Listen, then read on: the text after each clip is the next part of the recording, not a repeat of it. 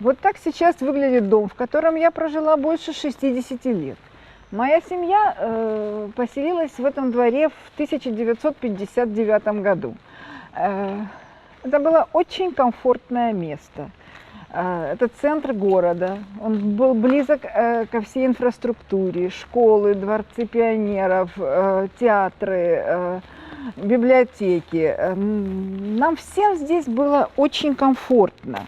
Мы растили, мы жили здесь сами, к нам приходили наши друзья, которые до сих пор помнят наши квартиры, нашу библиотеку, мою бабушку.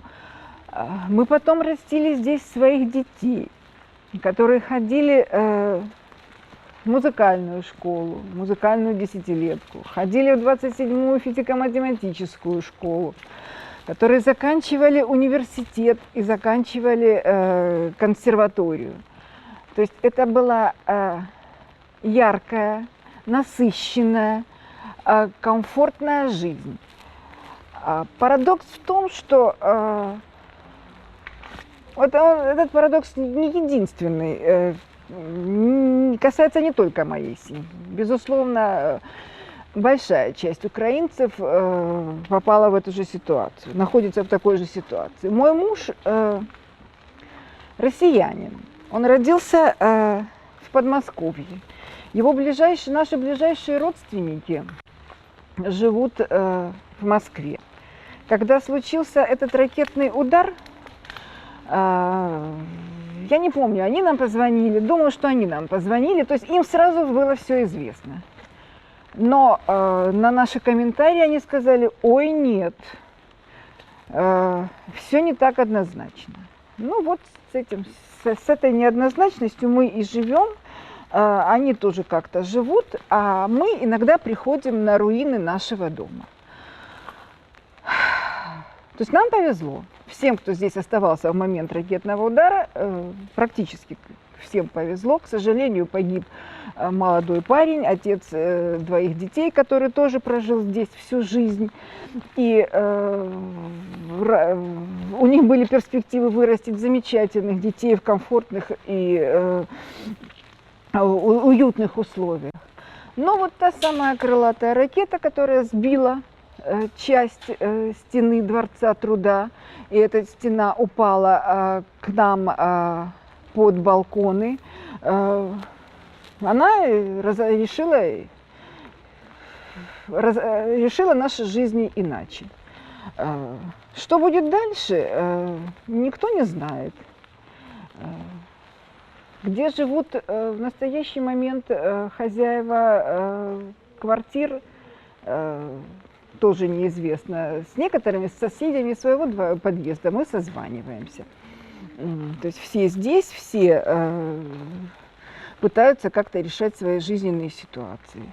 Вот перед нами это останки машины того самого погибшего парня. Не знаю кто, но после выноса вещей иногда устраивают инсталляции. Книги, которые лежат на подъезде, одна из них называется «Великая Отечественная война 41-45 годов». То есть книги, как видите, никто не выносит из квартир. Похоже, они все скопились только у нас. Но мы их сюда не выбрасываем, они лежат вот под окнами квартиры выше. Сегодня нам повезло, просто тихо, нет ветра. Когда дует ветер, во дворе находиться невозможно. Это просто линия фронта, потому что стоит гул ветра, вой в этих разбитых окнах, грохот жести, грохот останков крыши и всего мусора. Ну, то есть, вот так сейчас выглядит наша действительность. Конечно, хочется пожить при жизни. И, наверное, хочется вернуться, не знаю, хочется вернуться или нет в привычные места. О своих ощущениях могу сказать, что они нет ужаса. Наверное, потому что мы выжили оба с мужем, мы остались в целости, то есть травмы были очень легкими, и мы понимаем, что после тех разрушений, которые произошли в нашей квартире, мы отделались просто ничем. Поэтому, да, пытаемся о чем-то думать с точки зрения будущего. Но пока, конечно, думаем только о победе, это понятно.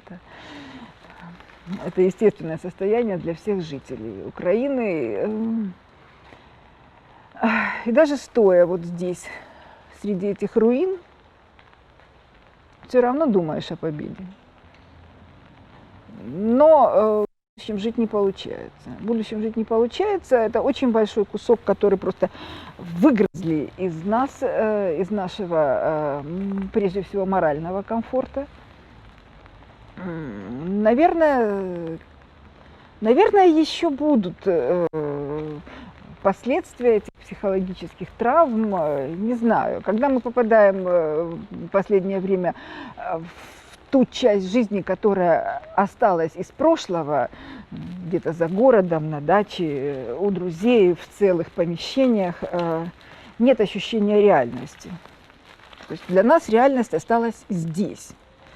Вот сейчас она так выглядит. Нравится это кому-то или не нравится. Кто-то может это воспринять. Я очень рада, что Харьков, что все-таки в Харькове остались. Это счастье, что есть районы, в которые не зашла война в такой разрушительной степени. Дай Бог, чтобы мы и дальше смогли сохранять районы в целости и психику жителей тоже в целости, потому что получать такие травмы в размере 1,5-миллионного города это немыслимо и бесперспективно с точки зрения дальнейшей его жизни. Ну, а пока вот это наши реалии. Вот три жилых подъезда, по 6 квартир. Двор, который был заполнен машинами. Здесь невозможно было пройти, потому что то есть машины жителей, машины офисов, ну и вообще центр города. Это было очень населенное, живое, динамичное место, как и любой центр, а центр Харькова тем более, поскольку город жил очень активной жизнью. Кроме нас с мужем и соседа по лестничной клетке, я никого здесь не встречала. Приходят владельцы бывших офисов, они что-то выносят, все жалуются на посещение мародера. Вот сегодня мы тоже увидели воочию, как выглядят вынесенные из стены бронированные двери. Причем в квартире, в которой уже, наверное, практически нечего было брать. Но, тем не менее, не гнушаются и этим.